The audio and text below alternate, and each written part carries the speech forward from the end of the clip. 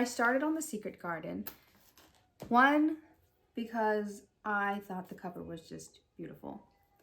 Second, because I see this book referenced a lot in a lot of comments on videos that are just beautiful, outdoorsy, gardeny, you know, that kind of thing. Anyways, so I started with The Secret Garden.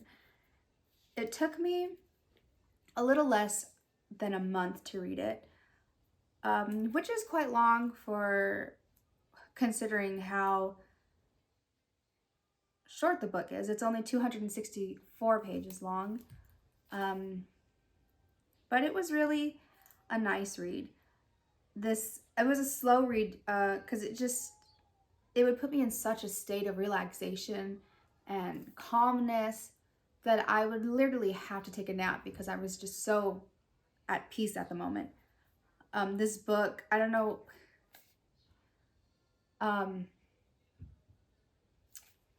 when I read the book, I imagine the narrator is, what's that lady's name? Emma Thompson? Is Emma Thompson. It's just, that's what comes into my head.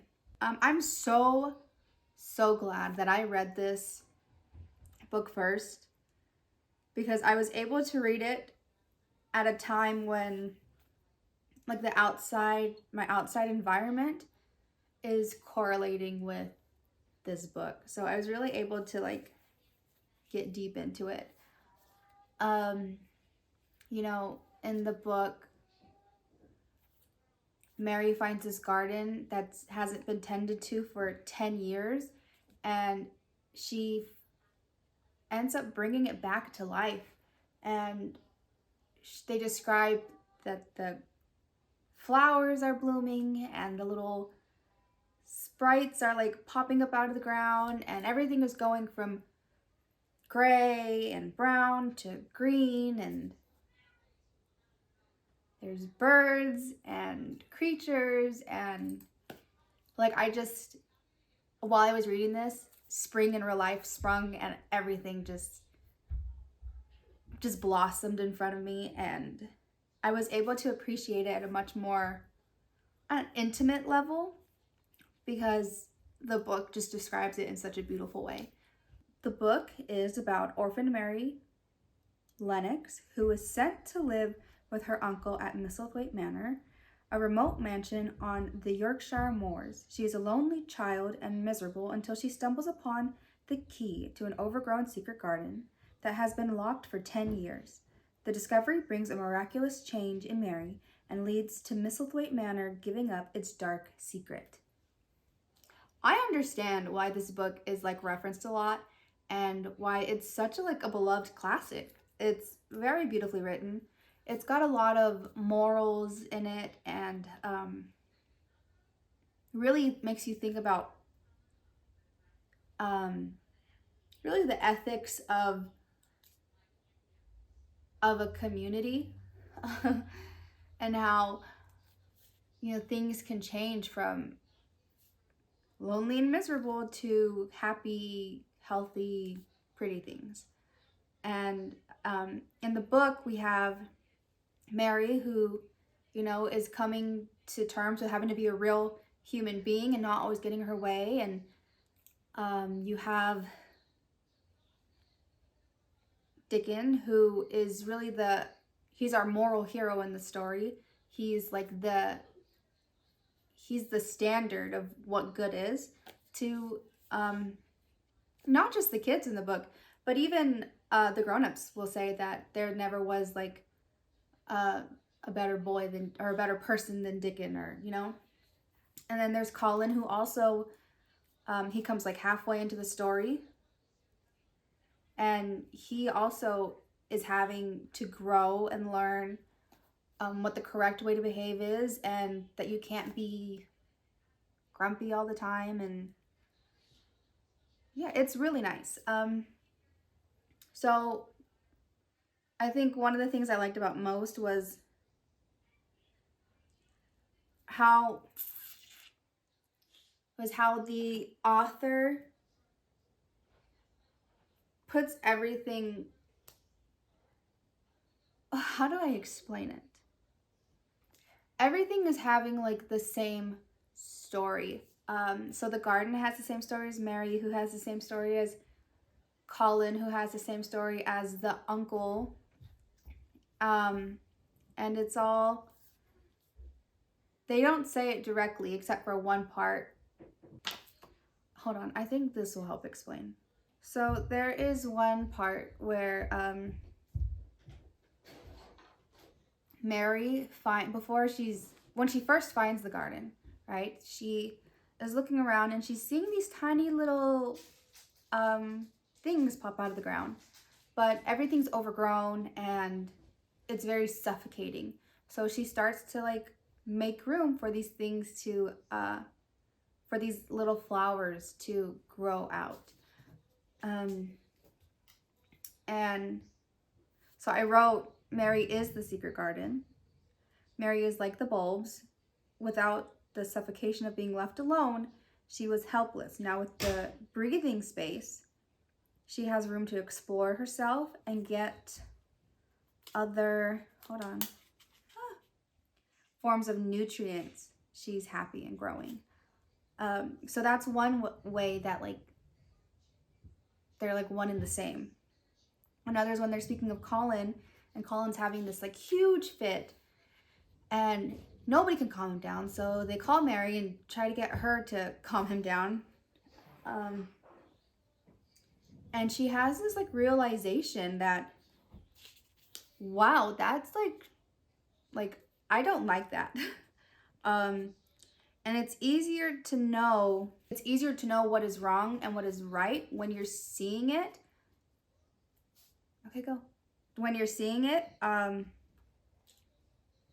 that you can easily see, I don't want to be that. And that's not the correct way we should like conduct ourselves when other people are doing it, because when she was doing it, she had no idea how like mean it was. And yeah, so then again, she comes back to this realization that she was once in Colin's shoes and now she has grown out of that, thanks to the secret garden and going out and just being a kid. And then it takes it one step further, and the whole last chapter is about the uncle and how he is also unhappy and depressed, and that he goes on this, I guess, sabbatical, and he eventually goes out into nature and he becomes more happy, not happy, but he's not as unkind or, you know, unfriendly, whatever. And it's all like very tight-knit, and I like that. One of the other things that I like a lot about the story, not really, it's not about the story, it's just like, you know, something that's in the story, is that everybody refers to like Mary and Colin becoming healthier, happy children as they're getting fatter. So they'll refer to themselves, like they'll talk about how they're gaining weight and muscle, and their hair is like starting to be more alive as well. It's not like a dead thing on their head. They're just like, I'm getting fatter. I'm getting fatter. And I just think that's funny. I think it's cute. I like that. This book has a lot of moral value to it. It really questions about how, not questions, but comments, remarks on the way that, they don't say it word for word like this, but how Dickon has all these virtues and everybody loves him and he lives such a happy, great life, and he's an animal charmer, and nobody, like, how could you not like him if he's animals love him? And then he's, like I said, he's the moral hero in this story. So Mary models herself after him, and she even comes to a point where when she's with Dickon, she will talk to Dickon in his own language. And not his own language, but, you know, like with his accent. And it even comes to when Mary finds Colin, and she's telling her about Dickon, and even Colin is really like interested in Dickon because Colin has never left his bedroom before, so he's never met anybody that is described as Dickon, or really just sounds so interesting to him. And it just shows that even though Dickon has never even met this boy is just in awe of him, and there's nothing but good things said about him. And so then eventually Colin ends up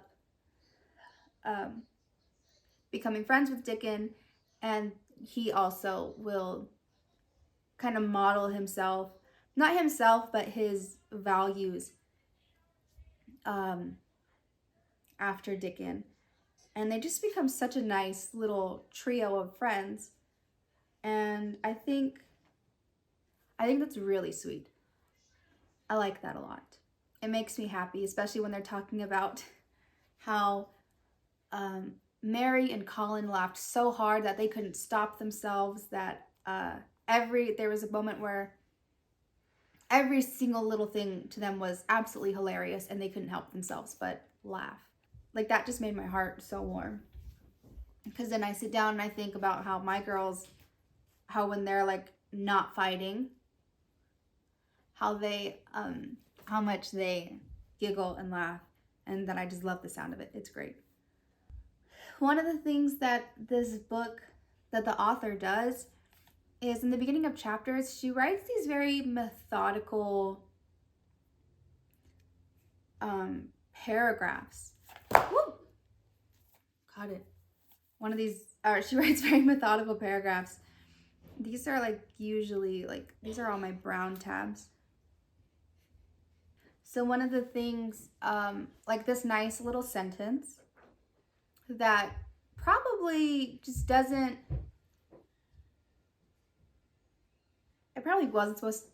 I think it was supposed to hold quite a bit of meaning to it and help the reader question their own attitudes. But this is in reference to Colin. Okay, hold on. So Colin is talking about how the doctor was talking about him, and he had said that the lad might live if he would make up his mind to it. Put him in the humor. It sounded as if he was in a temper. And I think that goes a long way, because they definitely go through that often in the book. That's actually one of the things that Colin kind of holds on to. It doesn't say that, but it shows in his actions and in his thoughts that if you keep the good thoughts in, then the bad ones will kind of not cease to exist, but they will like diminish. And one of the things is, if you have to put yourself in a good mood.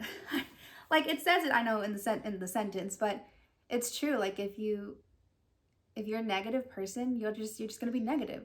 But if you try to be a happier person, then you'll end up happier. And it shows also in the last chapter with the uncle that he has a single good thought, and it starts as a stream, like a skinny little stream, and it eventually just wipes out all of his bad thoughts, because the good thoughts just keep growing and growing and growing. There's like several like little comments like that. Like there's one, not comments, but like moments where they're like that. I'm trying to find a good one. Oh, this was like one of those, okay. So this was one of the This is one of those paragraphs where the author just creates such beautiful imagery, and like I loved it.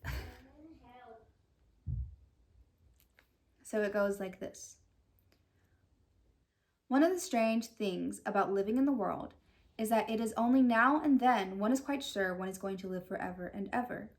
One knows it sometimes, but when one gets up at the tender solemn dawn time and goes out and stands alone and throws one's head far back and looks up and up and watches the pale sky slowly changing and flushing, and marvelous unknown things happen until the east almost makes one cry out, and one's heart stands still at the strange, unchanging majesty of the rising sun, which has been happening every morning for thousands and thousands and thousands of years.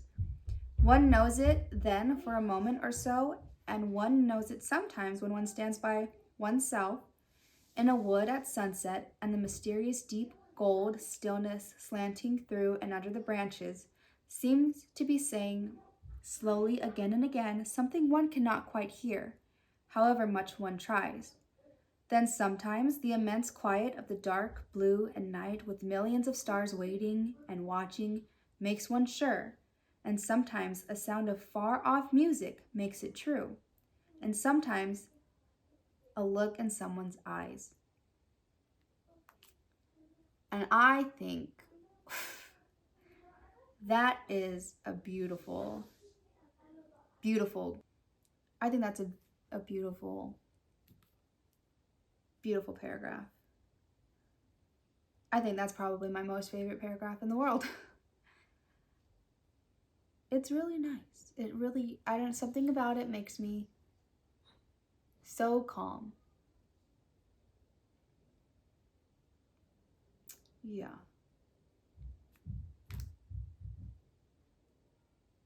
Yeah. And that's why this is a literary classic, because she has stuff like that sprinkled all throughout her book. I'm glad I decided to make a change and read literary classics, because there's a reason they are literary classics. And it's beautiful. 10 out of 10. Recommend this book to anyone, no matter what genre of book you read, because this